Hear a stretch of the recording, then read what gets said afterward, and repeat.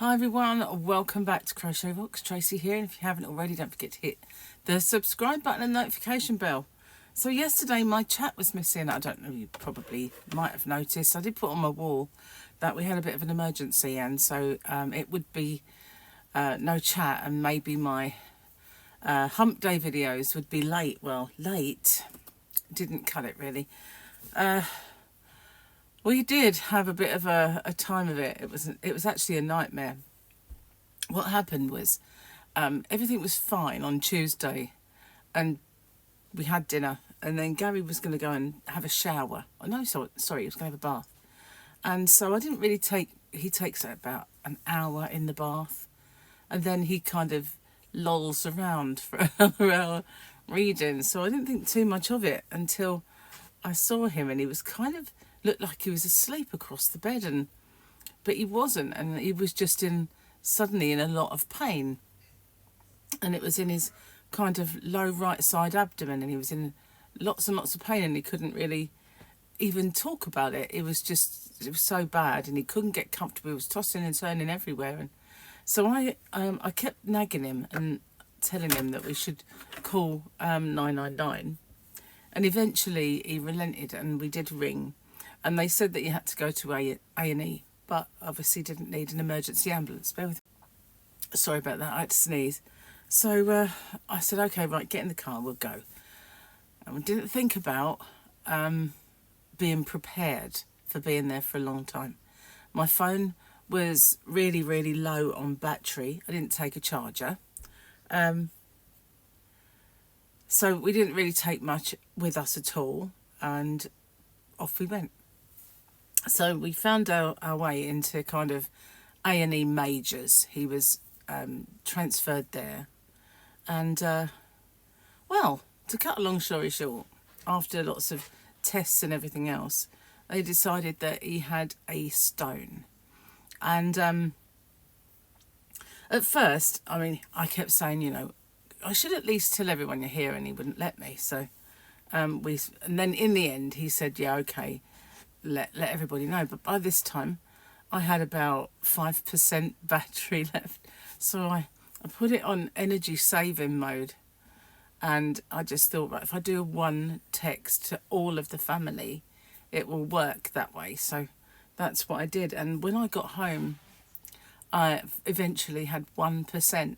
So that energy saving mode really did well, but I couldn't really use it a lot. It would just go. And Gary had virtually no battery either. So it was, and I asked around the nurses and all the staff if they had an iPhone charger. Not one of them had one on them. So it was a bit crazy, and I had nothing whatsoever to do, because most of the time Gary was asleep, and then he would wake up, and then he'd need me to get something, and then he'd be asleep, and all I did was look at the wall and we arrived there about midnight on so it was Tuesday, so we arrived at midnight, and we finally got home at about 8 something yesterday, because on the way home I had to hunt for pharmacies that had the stuff that he needs. So anyway, it turns out he's got a 3mm stone, and he's got a month to kind of try and pass this stone naturally with all these medications that he's got. And if he doesn't, he'll have to have an operation. So, but at the moment he can't really do much, can't bend down. He managed to get in and out of the shower, but whereas he was usually doing DIY, running around doing everything, he's kind of just very gingerly walking. Can't. But what the worst thing of it was that on the Tuesday, when from say 6 o'clock when it happened, and I kept saying to him, we've got to do something about this. We can't just leave you like that. And from all that time, he could barely talk with the pain, and he was just flying around trying to get comfortable. But he kind of forbid me for calling 999. When you work for the ambulance service, you don't want to call them. You just don't. And all the time that I worked there, whenever I needed to call them, it was like, oh no. for some reason you just don't want work knowing about it all. You know, and I understand because I was there myself. And I had occasion over the years, because I was there for 13 years, to call them a couple of times. And I was like, oh no. And I always got someone I knew, always, as well. And then the crew that arrived always knew them. So, you know, I used to hate that. But so I do get it. I do get why he didn't really want me to. But in the end, you know, when they finally did do the triage, even though I said he can't keep still with the pain, and that usually is quite an indicator, even though they didn't triage it to need an ambulance, which I thought he did. I thought, you know, it could at least lay in an ambulance and get pain relief if he needs it. Anyway, I took him, and £8.80 the car park. Just to, and they used to like write that off if you had to be there overnight. Not anymore. Not unless it's cancer. It's the only time. I think it's outrageous. It's not like I wanted to park there, is it? It's not like I was having a good time. I wouldn't even park in a town that I wanted to be in to shop if it cost me £8. I've stopped going to Canterbury for that very reason, you know. And I didn't even pay that much when we parked up to go to the Shard, you know. So what? Why? It's extortion, and it's wrong. And you've got people who've got no choice but to be there all night long. And if it would have been there any longer, it would have been £10, and then it would have been another 10 the following day if it clicked in over the midnight again. And it did look like it, because, you know, at 11:30 we finally saw someone from urology, and they said, oh, you know, would have seen you sooner if they'd put severe lower abdominal pain. No, they did, and they queried renal colic or stones the minute they started triaging us. So it was just their cock up, really, not A&E's cock up. So yeah, finally when we did see them, they said, oh well, you know, we think you can definitely go home, try to pass this naturally. It's by far better if you can. We'll arrange that discharge. Well, why were we still there? After sort of 6 o'clock or 5:30, we finally got out of there.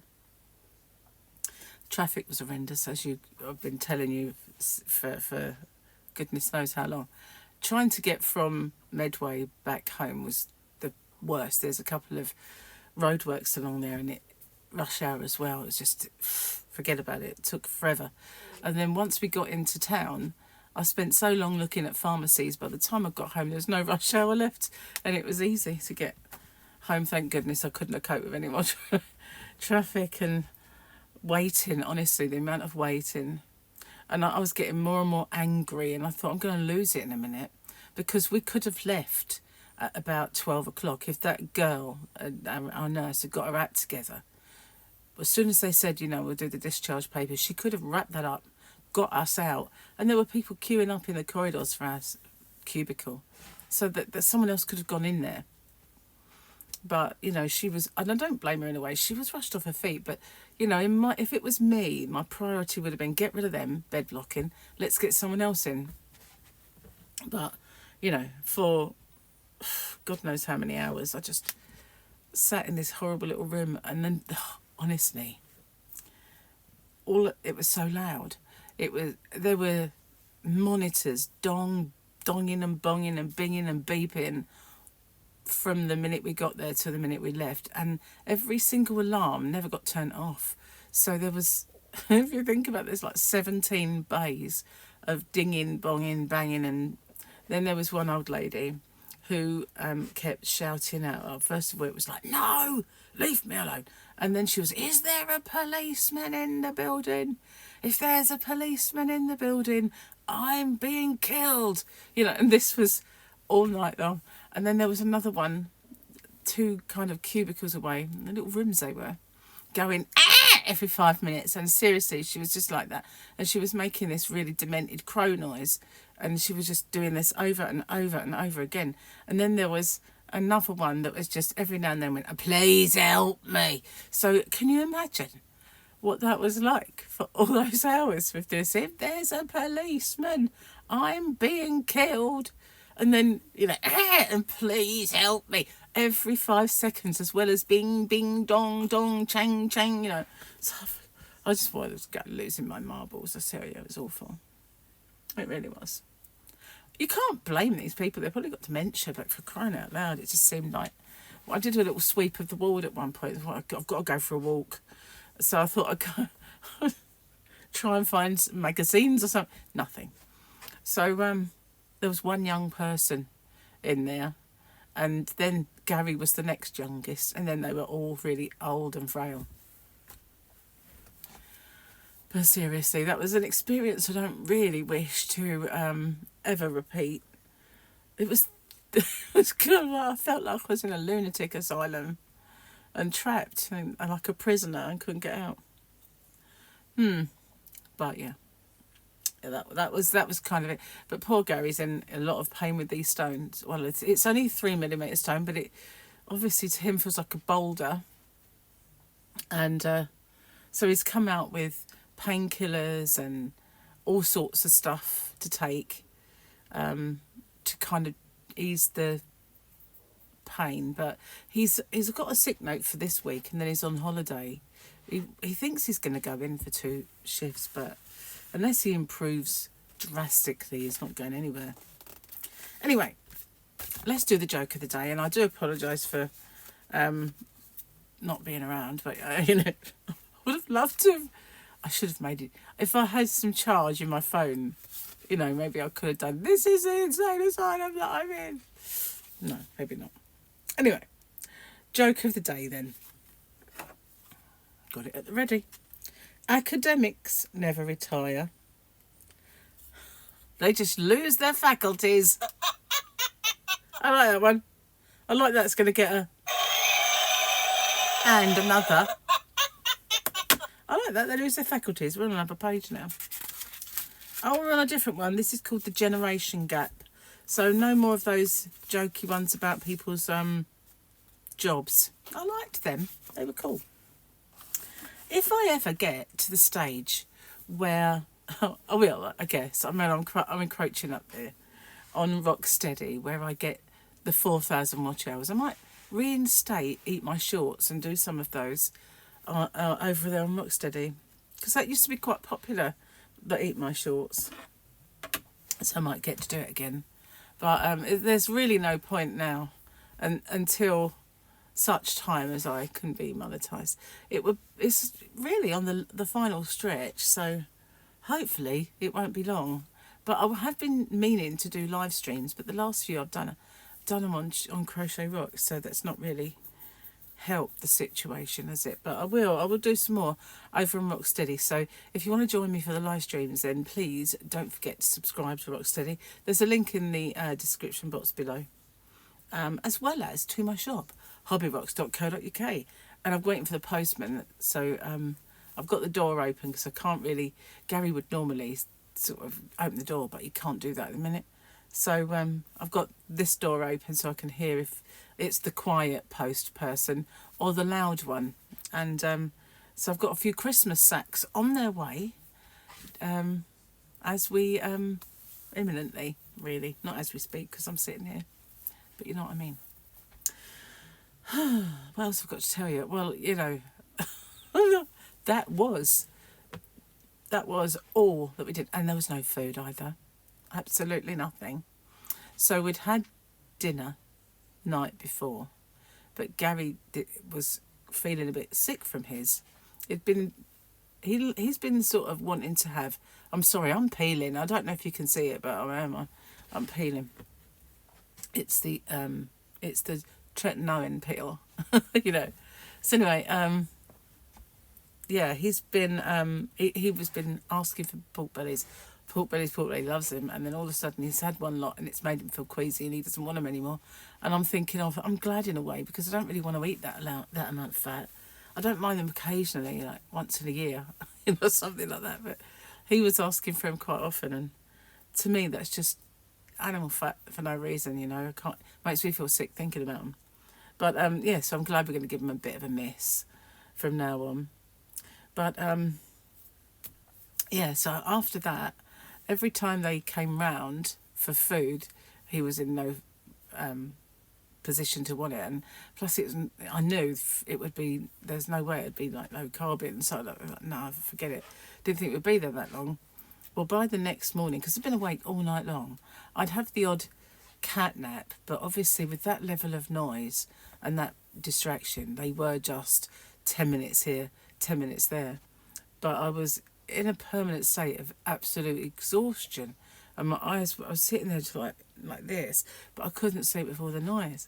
So being awake all night long, by the morning I was ravenous. I could have ate Gary's pillow. I was so hungry. I was like, this finally, like about 2, this woman came round with sandwiches. So she said, sorry, it's for patients only. So Gary said all he wanted was a mousse. So I said, okay, he'll have a tuna sandwich. And I ate that. I was so hungry. I couldn't stand it anymore. And then he got he got a jelly and mousse, a cake and a tuna sandwich, but he only ate the jelly and the mousse. I ate the rest. So, but at least we had a little bit of food. By the time we got home, though, totally ravenous.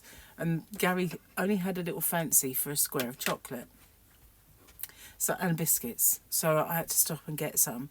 And I said, right, as far as it goes, last night was the only night that I was going to do it. And then today I'd be back on it. I don't mind Gary staying on that. You know, he can eat what he wants until he's on his feet and feeling better and wanting to do it. But from my point of view, that's me done now. I didn't enjoy the biscuits anyway, so I only ate a few, and I'm not going to eat any more. For some reason, since COVID, those kind of malty biscuits just don't taste the same. Those little ones that I give away sometimes in my orders, though, they do. Those Biscoffs. But things like digestives and chocolate digestives, I used to love those, but now not so much. So there, I probably won't eat any more of those. But that was kind of all I managed to get, was a tuna sandwich and a couple of biscuits. And it's like, oh, I want a piece of cake. Very small. So yeah, that kind of wrecked my ketosis, but I shall get it back. Never mind. Let me see. If telling you about all these different alarms, like the bonging, the chiming, the dinging, there were so many different ones. I wouldn't mind if they ever turned one off. And then periodically they'd go, buzzer check, and they'd go and activate everybody's buzzers. And so I forgot. And this woman came in, like one of the nurses, she went, it's noisy in here tonight. I went, noisy in here tonight? You have no idea. It's like the bells were ringing in my head, the bells, Esmeralda. Honestly, I thought, I'm going to dream about these noises. I'm going to hear them forevermore. Seriously, the loudest place, how they could work in that environment. And I said to Gary at one point about our nurse, like the one we had during the day, she can't enjoy her job when it's like that. Because as much as you might enjoy working in that department, she suddenly had about 5 people that needed beds. And the people that she had in them were more kind of the sort of people that needed round-the-clock nursing each in a nursing home, you know, where they'd have kind of people around them all the time. So she's trying to do all of those jobs and look after these very high-dependent people. So I can't blame her in a way, but, you know, as soon as that person said that we could go, she should have expedited our getting out of there and then put someone else in that needed that cubicle, because they had no privacy. They were just dotted around. And as we left, they were dotted around the wards. There were people everywhere, you know, coming out of the ambulances, just clogging up the wards and clogging up the corridors. There was nurses treating them in the corridors. And I know it's been like that for a long time, but it kind of makes you realise how lucky you were to have a cubicle in the first place, really. But it was a nice little room. It had sliding doors and you could close them. Maybe I should have done that in the night instead of all the dinging, banging. But I didn't realise we were allowed. Anyway, I wouldn't have blocked out much. But yeah, it was a nice little room. But there was no TV or anything like that where you normally do in a ward. This wasn't like that, so we had to look at the bricks. Not the best of experiences, but worse million times times a million for Gary, unfortunately. But yeah, next time I'm going to take phone chargers, pack lunch. God's sake. If we'd had an iPad, at least we could have watched some TV or, you know, Netflix or whatever's on it. But no, didn't take anything. And I didn't even take a charger, and I plugged my phone in on the way. I thought I can at least charge it a little bit, because I suddenly realised. But that doesn't work anymore for some reason. So I tried it on the way home, and when I got home, my phone was still on 1%. So yeah, didn't work. Oh well. Done now. But 1%, I've never had my phone on 1%. Usually, I mean, I've had phones that get down to like 10% and cut off. But this one, iPhone really did well, to be honest with you, with 5% all night long, and still had 1% next day. On energy save mode, though. That's the only way I could do it. But every time I kind of updated someone, and then mine died and I had to update them on Gary's, but he had like a fraction as well. Yeah, not good. See, normally as well, other times I've been like on a ward for myself or whatever, and someone will have a charger, and you can charge up your phone. But no one had one. Not anybody. So yeah, that was that. Not the nicest of experiences, but now I'm looking after Gary, making sure that he's got everything he needs, and being like waiting on him hand and foot, really. So I will do my videos today. They'll be called Hump Day +1 giveaway, Hump Day +1 winner, and yeah, so I have to get those done today. Sorry that they were late, but by the time I got in last night, I made a cup of tea so that Gary could have that with his, if he hadn't wanted any biscuits or whatever, I don't know. And then as I sat down, I suddenly thought, you need to pack your orders. So I drank my tea, and then I went out there and started packing orders. And by the time I got back in, I just thought, I need my bed now. So but I've been awake all night, the night before. So I was in bed early. I couldn't have done it. I looked so tired. I did. I looked dreadful. I was like, ooh. I'd have come on and gone, hello, I'm dying. But, you know. So I thought you best wait till morning to see this fizzog wasn't good yesterday. Anyway, that's the tale. That's why I wasn't around. And I know everyone's going to wish Gary the best, because you're lovely and you'll kind of do whenever he pops in. It's hello, Gary. Anyway, I'm going to get off and upload this and see what needs doing. And after the postman's arrived, gone, I'll do those videos and get my Hump Day giveaway done. Thanks for watching, and I'll see you on the next one. Bye for now.